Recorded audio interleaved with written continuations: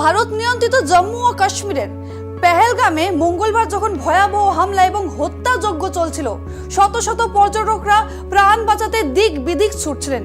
এমন ভয়াবহ পরিস্থিতিতে সৈয়দ আদিল হোসেন অদ্ভুত সাহসিকতা দেখান। তিনি এক বন্দুকধারীর কাছ থেকে রাইফেল কেড়ে নেওয়ার চেষ্টা করেন। কিন্তু কে এই সৈয়দ আদিল হোসেন শাহ? কেন মঙ্গলবার দুপুরে পেহেলগামে জঙ্গিদের গুলিতে 26 জন নিহতদের তালিকায় রয়েছে তার নামও? দেখুন, পেহেলগাঁওয়ে বেড়াতে আসা পর্যটকদের টাট্টু ঘোড়ায় চড়ানোই ছিল আদিল হুসাইনের কাজ। এইভাবে বছরভর উপার্জন করতেন স্থানীয় বাসিন্দা সৈয়দ। মঙ্গলবার দুপুরে পেহেলগাঁওয়ে জঙ্গিদের গুলিতে 26 জন নিহতের তালিকায় রয়েছেন তার নাম। জঙ্গিদের প্রত্যক্ষদর্শীরা জানাচ্ছেন, বাকিদের বাঁচাতে এক জঙ্গির হাত থেকে বন্দুক কেড়ে নিতে গিয়েছিলেন সৈয়দ, কিন্তু সাহস দেখাতে যাওয়ায় কাল হলো। একমাত্র তিনি জঙ্গিদের সামনে প্রতিরোধ গড়ে তুলেছিলেন, পরিণামে প্রাণ হারাতে হলো তাকে। পেহেলগাঁও হত্যাযজ্ঞে সৈয়দ আদিল হোসেনের শাহ।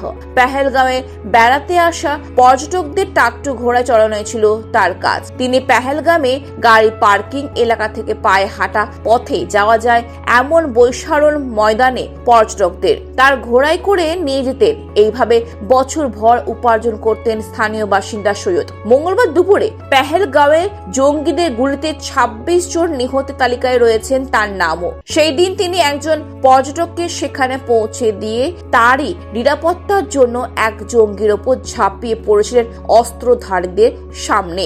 ছিনিয়ে নেওয়ার চেষ্টা করেন বন্দুক, কিন্তু পেরে ওঠেননি। তার দিকে তাক করা একে 47 গর্জে ওঠে। জঙ্গিদের নিরস্ত্র করা দুঃসাহস দেখানোর পরিণাম হিসেবে গুলিতে ঝাঁঝরা হয়ে যায় সৈয়দ আদিল হোসেন শাহের শরীর।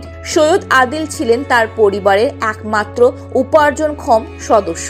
তার পরিবারে রয়েছেন মা, বাবা, স্ত্রী এবং সন্তানেরা। তার মায়ের কান্না থামছে না। ছেলে হারানোর শোকের পাশাপাশি পরিবার নিয়ে ভবিষ্যতের দুশ্চিন্তায় তাকে গ্রাস করে ফেলেছে। পরিবারটি এখন ন্যায় বিচারে আবেদন জানিয়েছেন। ব্যুরো রিপোর্ট, খবর বাংলা।